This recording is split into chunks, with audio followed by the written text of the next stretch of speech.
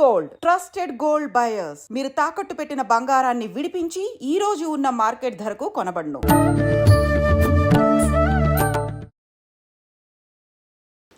నమస్కారం, welcome to I dream. ధర్మ మార్గం విత్ విజిత కార్యక్రమానికి స్వాగతం. ప్రస్తుతం మనతో పాటు ఉన్నారు ప్రముఖ జ్యోతిష్య వాస్తు పండితులు, లలితా ఉపాసకులు శ్రీ శ్రీ శ్రీ నానాజీ పట్నాయక్ గారు. ఇప్పుడు వారితో మాట్లాడి మరిన్ని విషయాలు తెలుసుకుందాం. నమస్తే అండి. శ్రీమాత్రే నమః. మనకు మామూలుగా పెద్దవాళ్ళు కొన్ని రకాల మాటలు రెగ్యులర్గా చెప్తూ ఉంటారు. అది వింటాము వినము అన్న సంగతి పక్కన పెడితే మాట్లాడే విషయానికి వచ్చేసరికి ఏదైనా మాట్లాడుతున్నాము అని అంటే చాలా జాగ్రత్తగా ఆలోచించి, అంటే ఇది మాట్లాడడం కరెక్టా కాదా అని మనకు ఒక క్లారిటీ వచ్చిన తర్వాతే మాట్లాడాలి. ఏది పడితే అది నోటికి వచ్చింది కదా అని వాగేయకూడదు, ఇలా చెప్తూ ఉంటారు.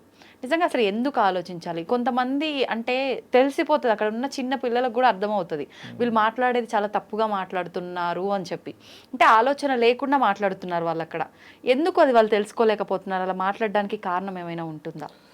ఉంటుంది. జ్యోతిష్శాస్త్రం పరంగా 2-3 అధిపతులు అంటే వాక్కు, కమ్యూనికేషన్స్ కారకులు కనుక పాడైతే వాళ్ళు ఇష్టం వచ్చినట్టుగా మాట్లాడేస్తారు. ఇక్కడ ప్రతిసారి ఇష్టం వచ్చినట్టుగా మాట్లాడడం వేరు, వాళ్ళకేదో బాధ కలిగో కొంచెం ఆవేశంలోనో ఎప్పుడో ఒకసారి మాట్లాడటం వేరు. అది ఎమోషన్కి గురైనప్పుడు మాట్లాడటం ఈజ్ సర్వసాధారణం, అది ఎవరికైనా కూడా. అయితే శాస్త్రంలో ప్రత్యేకంగా మాటకి ఇచ్చినటువంటి ప్రాధాన్యత ఏమిటంటే, ఒక్కసారి వదిలిన బాణం వెనక్కి ఎలా రాదో, ఒక్కసారి మన నుంచి ఒక మాట బయటికి వెళ్ళిందంటే దాన్ని వెనక్కి తీసుకోలేము. అందుకని చాలామంది చూడండి, బాగా ఎక్స్పీరియన్స్ పర్సన్స్ ఎక్కువ మాట్లాడు సైలెంట్గా ఉంటారు అక్కడ ఏం జరుగుతున్నా కూడా. అదొకటి కారణం. రెండవది ఏంటంటే, బుధుడు ఎవరికైనా పాడైనా కూడా ఇష్టం వచ్చినట్టుగా మాట్లాడతారు. 2వ స్థానం 3వ స్థానం పాడైతే మాట్లాడతారు. అది మెయిన్గా వాళ్ళ జన్మజాతకాల్లో ఉంటుంది పర్టికులర్గా. మీరు ఇంకొకటి నేను గమనించాను, నా లైఫ్ మొత్తం ఎంటైర్ లైఫ్లో నేను గమనించింది ఏంటంటే, ఒక వ్యక్తికి మనం ఎంత హెల్ప్ చేయనివ్వండి, ఆయనకు కొన్ని లక్షలు ఇవ్వండి, ఎంతో ప్రేమ చూపించండి, ఏం చేయండి, ఒక్క మాట అనగానే అన్నీ పోతాయి కదా, మొత్తం పేక మేడ కూలిపోయినట్టు కూలిపోతాయి. ఎందుకంటే ఇన్ని మంచి చేసింది గుర్తుపెట్టుకోరు ఎవరు కూడా. నువ్వు ఆ మాట అన్నావు, ఆ మాట అన్నావు, ఆ మాట అన్నావు, మీకెందుకు, మీకు విడాకులు జరుగుతున్నాయంటే ఫస్ట్ మాటే కదా. ఇద్దరు వ్యక్తుల మధ్యన గొడవ రావడానికి కారణం ఏంటి? ఒక మాట. నీకేం చేత కదలే పో అని అన్నావంటే అయిపోయింది. అంటే ఇన్ని రోజుల నుంచి నేను పోషించింది ఏమవ్వాలని పురుషుడు అనుకుంటాడు. ఇంతకాలం నుంచి నేను ఇల్లు ఇదంతా చూసుకుంటే ఏమైంది అంటే ఒక్క మాటతో తీసేశాడా. అందుకని మాట చాలా ప్రమాదం. మనకు ఆవేశంలో మాట్లాడుతున్నామా, మనం బాధలో మాట్లాడుతున్నామా, మనకేదో పాపం మనసు బాగోక మాట్లాడుతున్నామా అని అవతల వాళ్ళు అస్సలు అనుకోరండి. మీరు బాధపడి మాట్లాడుతున్నామని అస్సలు అనుకోరు. ఇప్పుడు మీరు ఒక మాట అన్నారు ఎవరినైనా, అయ్యో పాపం విజిత గారు మనసు బాగోలేక అట్లా అన్నాడులే, అట్లా అన్నదిలే, ఆమె పాపం ఏదో టెన్షన్లో ఉండి అట్లా అనేసింది, కోపంలో ఉంది అనేసింది, మనసులో ఏం లేదు అనుకోరు. ఇంత మాట ఉంటుందా అంటే ఎప్పటి నుంచి ఇది మనసులో ఉండి అన్నది.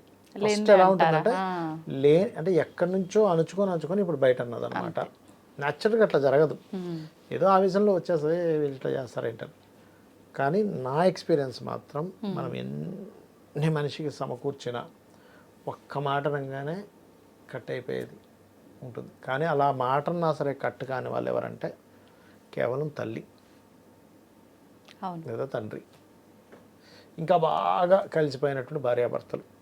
వాళ్ళు కూడా కొంచెం డిస్టర్బ్ అయిపోతారు మాట్లాడితే. కానీ తల్లి మాత్రం మీరు ఎన్ని అన్నా సరే కానీ ఆ దృష్టి వేరే ఉంటుంది, తల్లి చూసే దృష్టి వేరే ఉంటుంది. కొంతమందికి మాతృదోషాలు అంటారు, అంటే చంద్రుడు పాడైపోతాడు. అలాంటప్పుడు వాళ్ళు మాటల వల్ల దూరం కూడా అయిపోతారు, తల్లి కూడా దూరం అయిపోతుంది. కొన్నిసార్లు మాతృదోష జాతకాలు కొన్ని ఉంటాయి, తల్లితో దూరం అయ్యే యోగాలు ఉంటాయి. అంటే ఇది జాతక రీత్యానే వస్తుందా? మళ్ళీ చాలా జాతకాలు చూస్తుంటాం. కర్మ పూర్వజన్మలో ఎటువంటి కర్మలు చేస్తే ఈ మాతృ దోషం వస్తుంది? పోయిన జన్మలో మాతృతో తల్లితో ఇబ్బంది ఉంటుంది వాళ్ళకి పర్టికులర్గా. ఎప్పుడైతే పోయిన జన్మలో ఇబ్బంది ఉందో వాళ్ళు తల్లితోని తెలియకుండానే తల్లితోని ఒక రకమైన శత్రుత్వాలు. అంటే నేను మీకు ఒక చిన్న ఎగ్జాంపుల్ చూపిస్తా, సందర్భం వచ్చింది కాబట్టి చూడండి. నేను చెప్పాను డైరెక్ట్ జాతకం అవుతుంది. అలా అవ్వదు. ఈ పర్టికులర్ జాతకంలో ఏంటంటే తల్లితో గొడవ, తల్లితో పడకపోవడం, తల్లి ఒక రకంగా ప్రవర్తించడం ఈవిడి పట్ల. ఏమిటి రాబాబు నాకు ఇట్లా ఉంది అంటే, నాకు తల్లితో ఇలా ఉంది ఏమిటి అని ఈవిడే అసలు డిప్రెషన్ లోకి వెళ్ళిపోతుంది తల్లి వల్ల. ఈ జాతకం అవునవునవును కరెక్ట్ అండి. తల్లి వల్ల చాలా డిస్టర్బెన్స్ ఉంది. ఈవెన్ అదేమిటి మామూలుగా ఎక్కడ లేని ప్రశాంతత కన్న తల్లి దగ్గర ఉంటుంది అని అనుకుంటాము. అట్లాంటిది తల్లితోటే డిప్రెషన్ తల్లితోనే లోకి ఎందుకు వెళ్తుంది. ఏర్పడుతుంది అంటే చెప్తాను చూడండి. దీనికి కారణం ఏమిటి, మనకి శాస్త్రాలు ఏం చెప్పాయి అంటే, నువ్వు తల్లిని పూర్వజన్మల్లో ఏదో ఇబ్బంది పెట్టుంటావు. ఇప్పుడు మనం చూస్తుంటాం కదా, అందుకని ఏమవ్వాలి, తల్లి రూపంలోనే నీ కర్మ వెంటాడాలి. అంటే నలుగురు పిల్లలు ఉన్నా సరే ఈ పర్టికులర్ అమ్మాయితోనో అబ్బాయితోనో వాళ్ళు డిఫరెంట్ ప్రవర్తిస్తుంటారు. వాళ్ళకి అర్థం కాదు, ఏమిటి మిగతా అన్నదమ్ములు అందరితోనే బాగానే ఉంది, అక్కచెల్లెలు అందరితో నాతో ఎందుకు తల్లి ఇలా ఉంది అంటే పాస్ట్ లైఫ్ కర్మ. అది తల్లనే కాదు, తండ్రనే కాదు, మిత్రుడనే కాదు, భార్య లేక భర్త కావచ్చు, పిల్లలు కావచ్చు, దీస్ ఆర్ కర్మాస్. ఓకే. అందుకే జాతచక్రంలో అక్కడ చంద్రుడు పాడయ్యాడు, 4th హౌస్ పాడైంది, తల్లితో ఇబ్బంది ఉంటుంది. లేదా కొన్ని సందర్భాల్లో ఏమవుతుందంటే తల్లికి ఏదో అనారోగ్యం చేసి వాళ్ళకి సేవలు చేస్తూ ఉంటారు వీళ్ళు. అంటే అక్కడ ఏమవుతుంది, తల్లికి అనారోగ్య యోగము ఉంటుంది, వీళ్ళకి తల్లికి సేవ చేసే యోగం ఉంటుంది. అప్పుడు పాపం వాళ్ళనే చూసుకోవడము అంతా ఇంకా అట్లా ఆ రూపంలో కర్మ తొలగుతుంది కొంతమందికి. కాబట్టి ఏంటంటే ఈ మాట ఎంత ఇదంటే దానివల్ల కొన్ని కర్మలు వస్తాయి. సరే అవతల మనిషి బాధపడ్డాడు, కట్ అయిపోయాడు, అది పక్కా పెట్టండి. ఒక మాట అన్నాం, ఎన్నో సంవత్సరాల నుంచి ఫ్రెండ్షిప్, ఒక మాట అనేసాం, కట్ అయిపోయాము, దట్ ఈస్ డిఫరెంట్ కేసు. అయితే ఇది అక్కడి వరకు ఆగదు. మనసు బాధపడుతుంది చూసారా, అది ఇంకొక కర్మగా మారుతుంది. ఆ కర్మ వెంటాడు ఏ జన్మలో ఎక్కడ నువ్వు మళ్ళీ అక్కడ మళ్ళీ వాళ్ళిద్దరూ కనెక్ట్ అవుతారా, వీళ్ళు మళ్ళీ అనడం ఖచ్చితంగా జరుగుతుంది. అందుకే కొంతమంది అంటుంటారు ఏంటంటే, ఏమంటే నేను ఏం మాట్లాడినా ఇబ్బంది అవుతుంది. ఇది ఇంకొక వర్షన్. ఎట్లా అంటే మనం మాట్లాడే విధానం సరిగా మాట్లాడకపోతే ఇబ్బంది అయితే, కొంతమంది ఏది మాట్లాడినా గొడవకు దారితీస్తూ ఉంటుంది. చాలా మంది ఉంటారు ఇలా. అప్పుడేంటి, బుధుడు పాపి అయి ఆ దశలు నడుస్తుంటాయి. అందుకని వాళ్ళు ఎక్కడ మాట్లాడినా అదొక ఇష్యూ అవుతూ ఉంటుంది. అలాంటప్పుడు లలితా సహస్రనామాల్లో ఓం కర్పూర వీటి కామోద సమాకర్ష దిగంతరాయ నమః. మీరు చూడండి, ఒక దగ్గరికి వెళ్ళి మనం మాట్లాడాలి, ఒక ఆర్గ్యూ అవ్వబోతుంది, మనం కొన్నిసార్లు కొన్ని సంధి చేసుకుందామని వెళ్తాం, ఒక మాట్లాడదామని వెళ్తాం, అది సంధి జరగాలి, అక్కడ ఇష్యూ రాకుండా ఉండాలంటే ఈ మంత్రం చేసుకోండి. ఓం కర్పూర వీటిక ఆమోద సమాకర్ష దిగంతరాయ నమః అనుకోవచ్చు. మీకు ఖచ్చితంగా అక్కడ రిజల్ట్ నార్మల్గా అవుతుంది. ఎన్నిసార్లు మీరు వెళ్ళే ముందు కొంతసేపు అనుకోండి, సరిపోతుంది. లేదు నా జీవితంలో ఎక్కువ ఫేస్ చేస్తున్నాను ఇది అనుకునే వాళ్ళు రోజుకు ఒక అరగంట సేపు కనుక ఈ మంత్రం చేసుకుంటే ఖచ్చితంగా మీరు అన్ని రిలేషన్స్ సెట్ అయిపోతాయి. ఇదొకటి. రెండవది ఏంటంటే సూర్య భగవాను చూస్తూ ఓం మిత్రాయ నమః అని నామస్మరణ చేయడము. మనకి ఏ ప్లానెట్ వల్ల మిస్కమ్యూనికేషన్స్ అవుతున్నాయి ఆ గ్రహానికి సంబంధించిన దానం ఇవ్వడం.